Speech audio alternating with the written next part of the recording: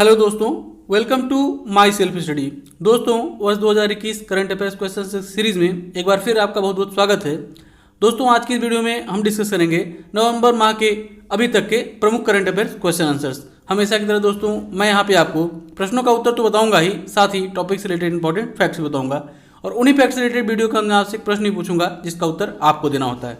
तो चलिए दोस्तों, बिना देर के स्टार्ट करते हैं आज के अपने पहले प्रश्न से।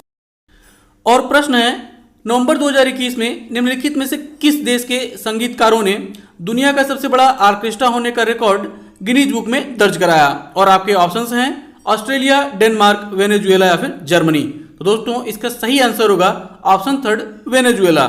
इस संदर्भ में दोस्तों आपको बता चलूं कि यह जो ऑर्केस्ट्रा का आयोजन किया गया था वह वेनेजुएला की सेना द्वारा किया गया था और इसमें कुल 8,657 कलाकारों ने एक साथ एक ही धुन पे जो है कि अपने वाद्य यंत्रों को बजाकर यह रिकॉर्ड कायम किया। और दोस्तों, इससे पहले यह रिकॉर्ड जर्मनी के कलाकारों के नाम था सबसे बड़ा ऑर्केस्ट्रा होने का, और उस समय इसमें कुल 8,067 कलाकारों ने भाग लिया था।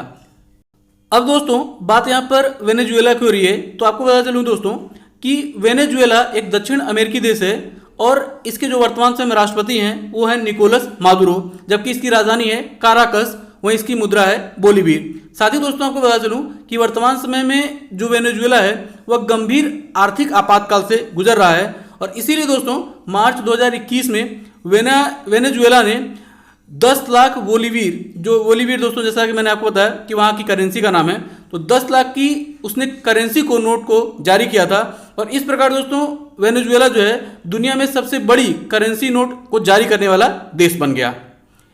अगला प्रश्न है, नवंबर 2021 में स्वर्गीय कर्नल संतोष बाबू को मरणोपरांत किस सम्मान से सम्मानित किया गया? और आपके ऑप्शंस हैं परमवीर चक्र, महावीर चक्र, वीर चक्र या फिर अशोक चक्र। तो दोस्तों, इसका सही आंसर होगा ऑप्शन सेकंड, महावीर चक्र। यहीं पर दोस्तों आपको बता चलूं कि 16वीं बिहार रेजिमेंट के कर्नल संतोष बाबू ने पिछले वर्ष लद्दाख में हुए चीनी सेना के साथ संघर्ष में भारत माता की रक्षा करते हुए अपना सर्वोच्च बलिदान दिया था और अब उन्हें मरणोपरांत उनकी माताजी तथा उनकी पत्नी को जो है यह पुरस्कार प्रदान किया गया है हमारे राष्ट्रपति रामनाथ कोविंद जी के द्वारा।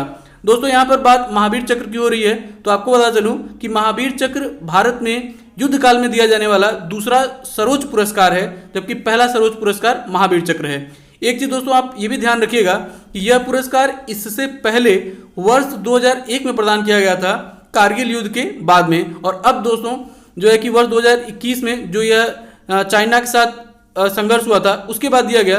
तो इससे पता चलता है दोस्तों कि जो हमारी सरकार है, हमारी गवर्नमेंट है, वह चाइना के साथ हुए इस झड़प को युद्ध मानती है।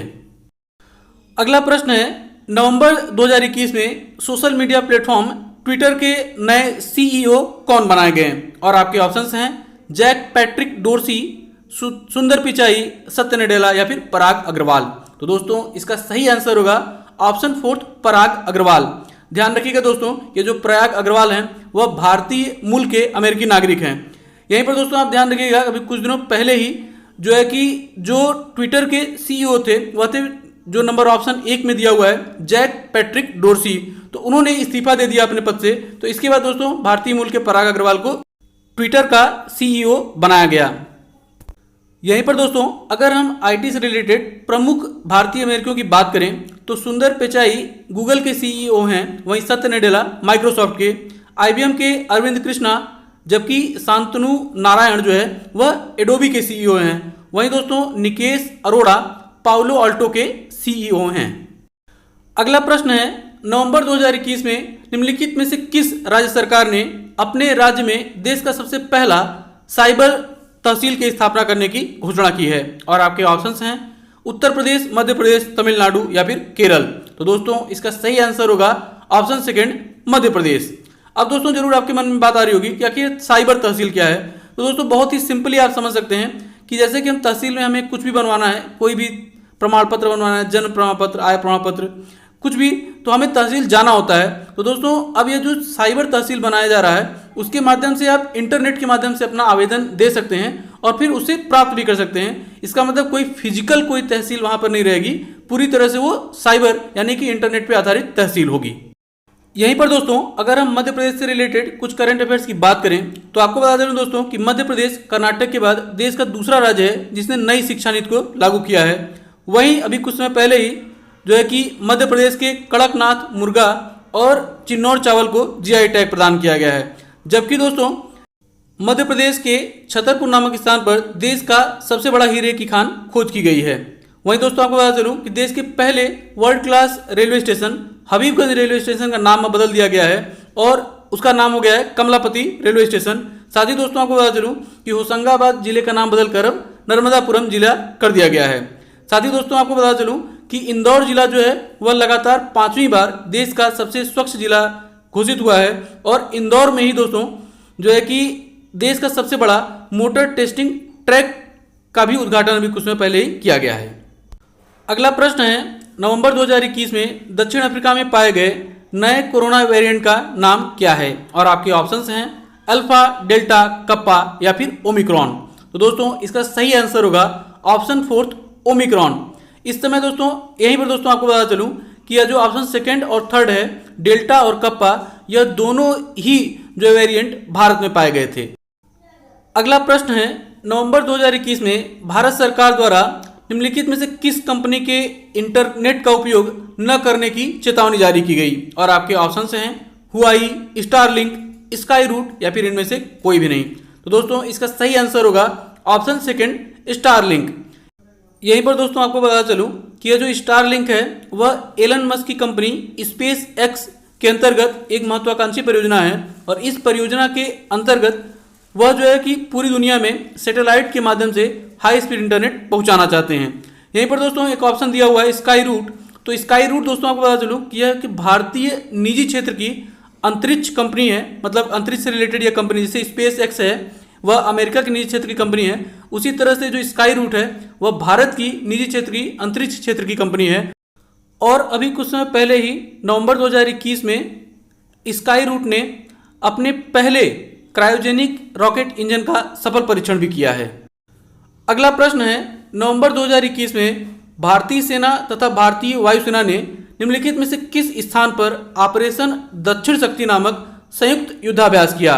और आपके ऑप्शंस हैं पठानकोट, जैसलमेर, बाड़मेर या फिर कच्छ। तो दोस्तों इसका सही आंसर होगा ऑप्शन 2 जैसलमेर। इस संदर्भ में दोस्तों आपको बता चलूं कि यह जो ऑपरेशन था या यह जो युद्धाभ्यास था उसमें भारतीय सेना तथा भारतीय वायुसेना दोनों ने भाग लिया और इसका आयोजन भारतीय सेना के द्वारा किया गया था। अगला प्रश्न है, नवंबर 2021 में सुर्खियों में रही पुस्तक cooking to save your life नामक पुस्तक के लेखक कौन हैं? और आपके ऑप्शंस हैं सलमान खुर्शीद, अभिजीत बनर्जी, नीना गुप्ता या फिर अमर्त्य सेन। तो दोस्तों इसका सही आंसर होगा ऑप्शन 2 अभिजीत बनर्जी। इस संदर्भ में दोस्तों आपको बता दूं कि अभिजीत बनर्जी जो है भारतीय मूल के अर्थशास्त्री हैं और इन्हें वर्ष 2018 में नोबेल पुरस्कार से सम्मानित किया गया था। यहीं पर दोस्तों अगर हम हाल ही के दिनों में कुछ प्रमुख पुस्तकों की बात करें तो दोस्तों ये उनके ऑप्शंस हैं जिनको आप देख सकते हैं, पढ़ सकते हैं। और दोस्तों अभी कुछ दिनों बाद ही मैं आपके लिए पूरे वर्ष 2021 में जितने भी महत्वपूर्ण बुक्स रहे हैं उनके लिए एक अलग से वीडियो लाऊंगा। अगला प्रश्न है, नवंबर 2021 में नीति आयोग द्वारा जारी किए गए एक रिपोर्ट के अनुसार देश का सबसे गरीब राज्य कौन सा है? और आपके ऑप्शंस हैं बिहार, झारखंड, उत्तर प्रदेश या फिर मध्य प्रदेश। तो दोस्तों इसका सही आंसर होगा ऑप्शन 1 बिहार। यहीं पर दोस्तों अगर हम बात करें कि और बाकी राज्यों की स्थिति क्या है तो दोस्तों जिस क्रम में यहाँ पर ऑप्शंस लिखे गए हैं यानी कि बिहार सबसे गरीब राज्य है, उसके बाद दूसरे नंबर पर झारखंड, तीसरे नंबर पर उत्तर प्रदेश, इसके बाद चौथे नंबर पर मध्य प्रदेश है। यह तो बात हो गई गरीब राज्यों की। अगर दोस्तों देश के सबसे संपन्न राज्यों की बात करें तो इसमें सबसे ऊपर है केरल, यानी कि केरल जो है वो देश का सबसे संपन्न राज्य है। वहीं दूसरे नंबर पर गोवा, तीसरे नंबर पर सिक्किम, चौथे नंबर पर तमिलनाडु और पंजाब को 5वां स्थान प्राप्त हुआ।